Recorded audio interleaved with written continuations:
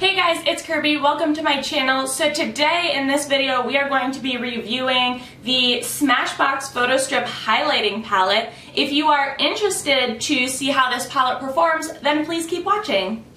Alright guys, so we are reviewing the SMASHBOX Photo Strip Highlighting Palette 5 Powder Highlighter. This retails at Sephora for $22, however I got it on sale for $11. I thought that was a pretty good price for 5 highlighters in a palette, especially for SMASHBOX. I really like their cosmetics in general, so meh. I don't know if this was limited edition for the holidays or if this has become part of their actual collection. I also know that they have a photo strip eyeshadow palette that was pretty much similar to the highlighting palette, so I just went with the highlighting because if an eyeshadow palette and a highlight palette has the same colors, I can use the highlight on my eyes. It's really not that big of a deal. So I went with a highlighting palette. And again, packaging is important. I spent $11 on this. I like the outside box. I always really like SMASHBOX's packaging, but when you open it up, it comes in black tissue paper. And here is the palette itself. It looks like a photo strip, just like it is advertised.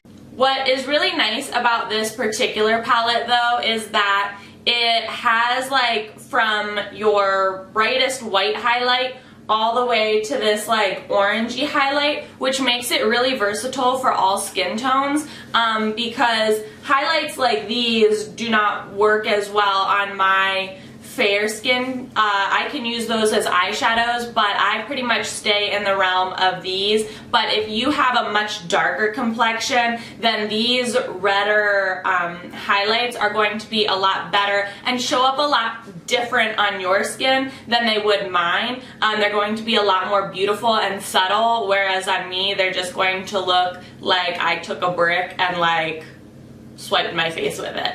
So these are actually probably going to be a lot better eyeshadows for me, which is perfectly fine. I have no problems with that. But you have a like gold, I don't know what you want to call that. It's like it's kind of like, it looks a little pinky, but it's not. I don't know, it's like tan, and then white. Let me do some swatches on my hand for you so you can see these up close and personal. So I don't even know if you can see that. I might have to color correct, but the two darker colors that are on my right, your left possibly, they're a lot more pink than I thought. I thought they were going to be a lot more orange, but they actually ended up being a lot more pink. And oh, there's a much better. They ended up being a lot more pink, which would make them still beautiful on a darker complexion, but that makes the palette a little bit better for me because I can use them as like a highlighting blush. And then these three paler colors are extremely pale, as you can see. If the swatches give you a better idea of how they perform or how they look on at least my skin tone, then there you go. I know some people aren't necessarily the biggest fan of swatches because you don't apply a lot of product with your finger, you just apply it with a brush. So that is also why I'm going to be applying some of it today. We're going to highlight up my whole face. We're going to do inner corner, brow bone, nose, cheek, upper lip. We're going to do the works and we're going to really see how this palette performs, and I'm going to use a few different colors just to see how they actually do. First we're going to do the inner corner and brow bone, and for the inner corner I'm going to use a Bare Escentuals Tapered Crease Defining Brush and an e.l.f. eyeshadow stipple brush. So for the inner corner I think I'm going to do this gold color. Oh, with a brush there is quite a bit of fallout, if that matters to you. So it's definitely a more of a subtle glow. It's not so glittery. It is extremely shimmery. However, it's not so abrasive on the skin. I thought it would be a little bit brighter. For my nose, I'm going to go in with this color, this shade, and I'm actually just going to use my finger. That's what I generally do. Ooh.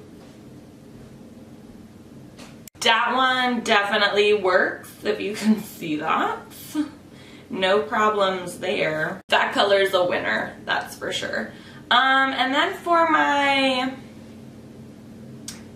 cheek, I don't generally like to use fan brushes for my highlight, only because they don't really give me the intensity that I'm ever looking for, so I much prefer to use like a Luxie 522 tapered highlighter. Let me clean it off. And for the highlight shade, I actually think I'm going to use this bright white, and I'm just going to hope that it doesn't show up so white. Because I don't know if you can tell, but I'm already pretty pale. And I'm just dipping my fluffy Luxie brush and tapping off the extra like I normally would. And I'm just gonna buff that on. So the white, I don't know if you can tell, is a lot more iridescent than a bright white. And I'm sure if you used it on like the inner corner or your brow bone, it would show up a little bit more white. But as far as using a fluffy tapered highlight and on your cheekbone, it shows up so much, yeah, you can see right there. It's very iridescent, which is actually really great because you don't always necessarily want a whole bunch of color in your highlight unless you're going for that look. But if it's like an everyday look, that's not really what you want. And this has like a pinky purple, like, halo to it, which is good for my skin tone and my hair. I generally go for that type of a highlight unless I'm doing like a really bronzy look. And then we're just gonna go back in with this third color above my, or for my Cupid's bow. Generally, you would put the highlight on before your lip. I didn't use the two end colors only because they're so pink as per the swatches. They're going to show up a little bit more like a blush rather than a highlight on my skin tone, and so I just did not use those. However, I plan to use those, oh my god, later on, probably as blushes, as like highlighting blushes. So I'm really excited to use those. However, these three colors really did a bang up job. The only thing that I'll say is this middle gold color did kind of let me down in terms of brightness, and maybe it was just the brush that I used. Maybe I can use a different brush. So the only thing is that like this gold color for the inner corner and brow bone, although it is really nice and very subtle, it wasn't as bright as I was anticipating. This white color surprised me with having kind of like a pinky purple undertone or a pinky purple sheen to it, which I personally like, but be aware if you buy this, that white is not white, it is like pink. And then this middle color for my nose highlight especially is like poppin', and that's really nice. And it's very subtle, but like it glows.